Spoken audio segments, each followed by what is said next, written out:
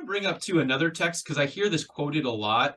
Isaiah 9:6 is kind of like the names given to the king when he's enthroned. A child for us has been born, a son to us has been given, authority rests on his shoulders. He shall be named Wonderful Counselor, Mighty God, El Gibor, right? Powerful God, Everlasting Father, Prince of Peace. Obviously, this gets applied to Jesus, and that's fine.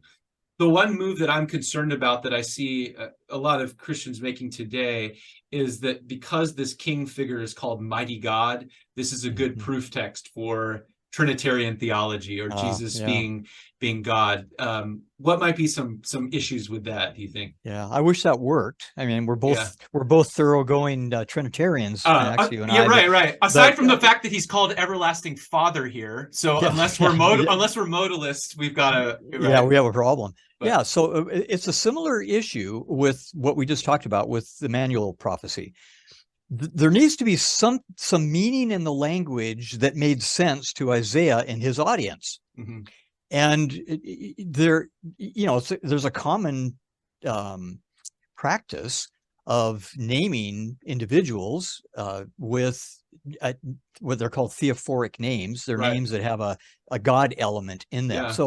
Hezekiah, God strengthens, or God is strong. It doesn't mean that Hezekiah is Yahweh. Hezekiah, Yah for Yahweh, doesn't mean Hezekiah is Yahweh. It just means that he bears a name that gives that plays off of an important attribute of Yahweh.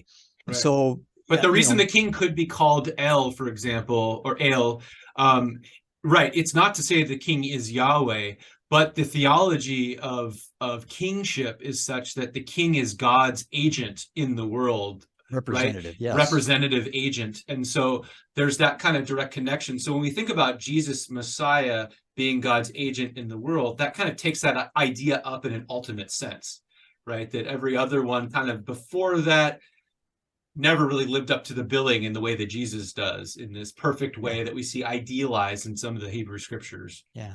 The thing that's fun about the language is it teases us a little bit, because it is true that mighty God, it's used in chapter 10, maybe verse 25, I don't remember exactly.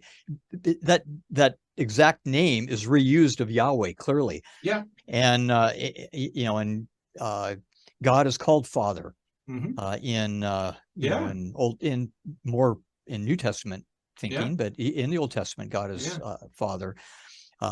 Even an everlasting one, that word everlasting can be used of a human king, even at times. It's like, may your reign be forever, O king, kind of stuff. And so this language has, two different levels of, again, of play. One that makes sense in Isaiah's time, but also is suggestive and is open to fuller meaning, so that what's true in a metaphorical way at the time of Isaiah is true literally in Jesus incarnate God.